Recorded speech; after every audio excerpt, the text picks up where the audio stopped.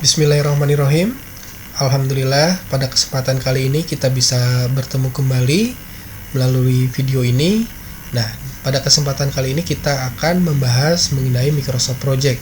Seperti sudah diketahui bersama bahwa Microsoft Project adalah sebuah aplikasi yang disediakan oleh Microsoft untuk memanage sebuah project, atau mungkin kita lebih mengenal dengan yang namanya manajemen project.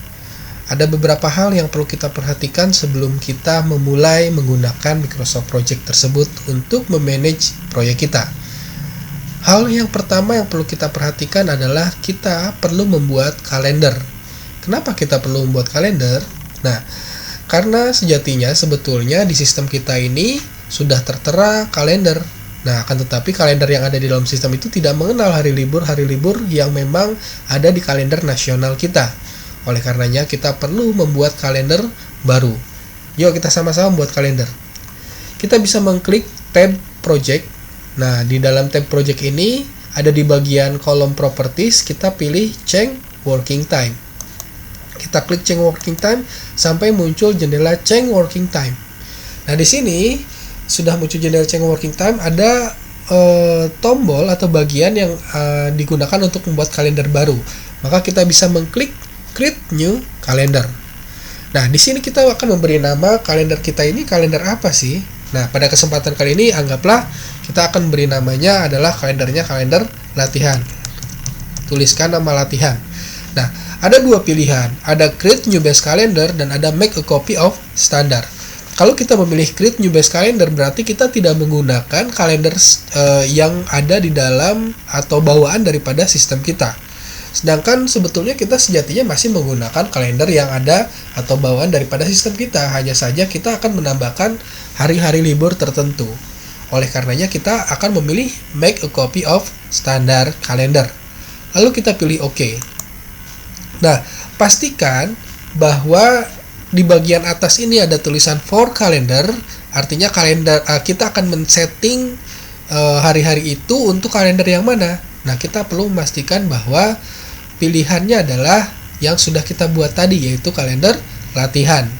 Nah, sebagai contoh misalnya, pada bulan Oktober tahun 2020, tanggal 29 dan tanggal 30, pemerintah sudah membuat kesepakatan bersama, yaitu untuk melaksanakan yang namanya cuti bersama.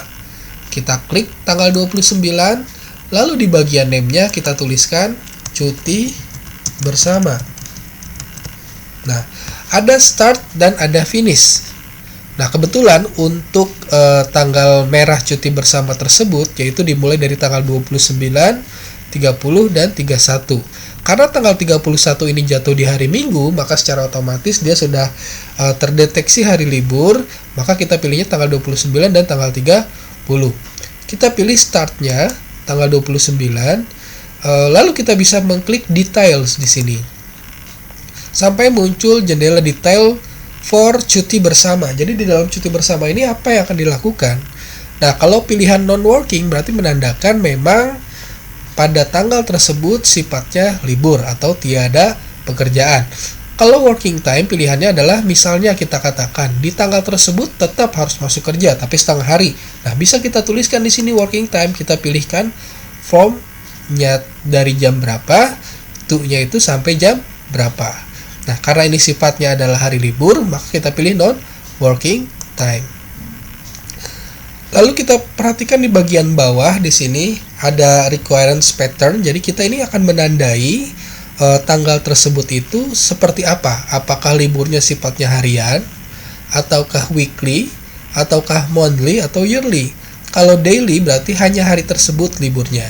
Ya, kalau weekly berarti di setiap akan terbaca setiap minggu libur di hari tersebut. Kalau ada monthly berarti di setiap tanggal yang kita tandai di bulan berikutnya pun akan libur.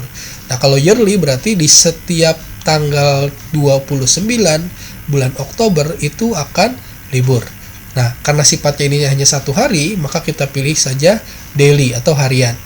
Nah, range of requirements-nya itu kita bisa pilih, tentukan dimulai dari kapan startnya. Tanggal 29 kita pilih.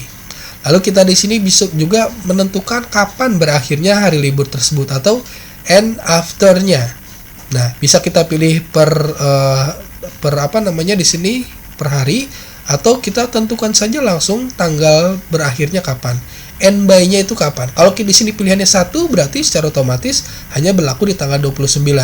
Kalau pilihannya 2 berarti nanti sampai tanggal 30. Setelah itu kita pilih OK. Nah, di sini sudah terarsir dari tanggal 29 dan tanggal 30 itu adalah hari libur untuk cuti bersama. Nah, katakanlah seperti itu. Nah, setelah kita tentukan misalnya di tanggal merah tadi, lalu nama kalendernya sudah kita tentukan pula, maka kita pilih OK. Kita sudah menentukan kalender yang kita buat, dan kita sudah menentukan hari libur yang sudah kita buat. Langkah berikutnya adalah kita menentukan kapan proyek kita ini akan dimulai.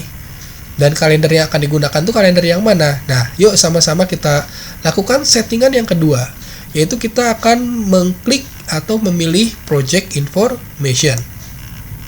Di sini ada tertulis keterangan atau informasi terkait dengan proyek kita. Dimulai dari kapan pekerjaannya, kalender yang digunakan itu apa, dan seterusnya. Kita pilih di sini ada start date. Start date di sini secara defaultnya adalah tanggal sekarang atau tanggal hari ini. Itu tanggal 17 Oktober tahun 2020. Kita bisa mengubah start date. Anggaplah kita akan memulai pekerjaan kita dimulai di tanggal 19, katakanlah tanggal 19. Kita pilih atau kita klik 19. Jadi dimulai dari tanggal 19 Oktober tahun 2020. Current date itu adalah tanggal hari ini. Jadi tidak perlu kita rubah-rubah, saya pikir ya. Lalu kita pilih schedule from-nya, itu dimulainya kapan. Karena kita ingin memulainya dari project dimulainya tanggal tersebut, maka kita pilih project start date. Sebetulnya pilihannya ada finish date atau start date. Nah, tapi kalau misalnya kita pilih finish, berarti kan sifatnya itu menarik dari belakang ke depan. Nah, kita tidak lakukan hal itu, maka kita pilihnya yang start date. Nah, kalendernya itu kita pilih yang sudah kita buat tadi, yaitu kalender latihan. Kita pilih klik latihan. Setelahnya, lalu kita pilih OK. Nah, baik. Itu adalah sesi pertama yang pengaturan tentang Microsoft Project ini. Kita akan lanjutkan nanti di sesi yang kedua. Terima kasih. Assalamualaikum warahmatullahi wabarakatuh.